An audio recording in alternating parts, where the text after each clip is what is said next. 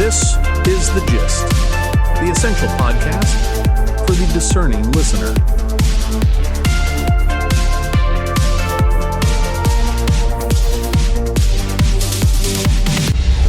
Welcome back to The Gist. I'm John. And I'm Mary.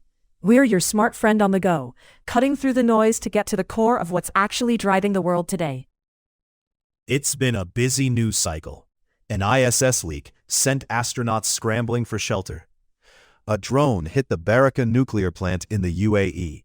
And in Canada, the government is rushing in new economic subsidies. But the real story isn't the headlines. It's what's happening underneath the surface. The global power engine is shifting. The Gist view. Let's talk about that shift. The era of growth at any cost is hitting a wall. Markets are sobering up. Exactly. Look at the semiconductor sector. It's flashing red. We've been living in an infinite infrastructure fantasy, assuming tech demand would just rise forever. But capital is now pivoting. Investors are done with promises. They want to see cash flow. Think of it like a crowded nightclub. For years, the music was loud, the drinks were free, and everyone was dancing. Now, the lights have flickered on. The bouncer is checking IDs. And the people who benefit now are the ones with actual assets, not just hype. We're moving from an economy of scale to an economy of resilience. Companies are trying to insulate themselves from supply chain shocks, and that's changing how trade works entirely. Let's look at that volatility. Broadcom's results triggered a tech slide. Nvidia might still be shielded by massive hyperscaler contracts, but the broader market is demanding a return on investment, what we call ROI, for all this artificial intelligence spending. It's a separation of the real from the imaginary. And speaking of structures, have you seen the talk around SpaceX? Its IPO is massively oversubscribed, but the bigger story is index mechanics. Right. Institutional investors are debating new rules to force-feed these mega-cap companies into passive portfolios. It's like a utility company forcing you to buy the premium cable package just to keep the lights on. It's not about performance. It's about mandatory ownership.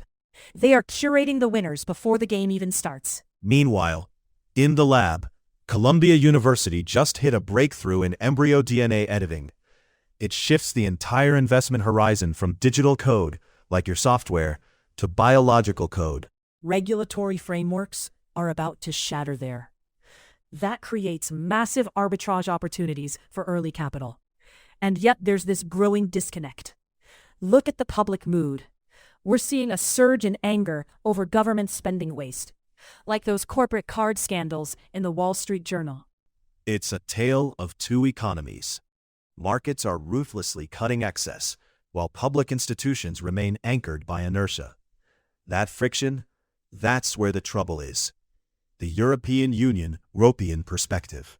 Moving to Europe, that friction is now policy.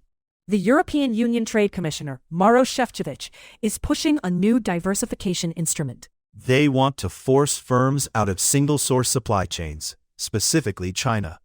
Brussels calls it de-risking, but let's call it what it is, a structural tax on efficiency. Right. They are effectively institutionalizing a security premium. They are saying, we know this will make goods more expensive, but we're willing to pay that cost for long-term stability. It's an admission that Europe can no longer compete on price alone. They're buying resilience, not bargains. And they need that resilience because the United States isn't the reliable set-it-and-forget-it partner they once thought. Look at the United States House passing military aid to Ukraine against the president's preferences. That legislative-executive friction in Washington is the new baseline for European leaders. Europe is realizing they have to build their own defense industrial base. They can't hedge against Washington's domestic volatility anymore. It's an acceleration toward autonomy. Even in the sky, European aviation is pushing back against climate targets, warning of international backlash. It's a zero-sum game. If they follow the green mandates, they lose cost competitiveness. If they don't, they lose their standing. They're effectively subsidizing the global green transition. And for a quick sports note, FC St. Pauli has a new coach, Marcel Rapp, after their relegation. It's a perfect microcosm of sports capital. 1 minute you're in the top flight. The next, the market volatility costs you your job. It's ruthless. So, what's the temperature today? The global mood is shifting from exuberant to defensive. The systems that promised us infinite growth are now building walls to protect themselves from reality. It's a necessary, if painful, transition. Innovation is still happening, but it's getting more expensive. That's the gist for today. We're independent and reader-supported. If you like the edge we give you, consider supporting our mission. We'll be back with the next move in this shifting world. Talk soon. The Gist, News Digest, and podcast are entirely written and produced by artificial intelligence.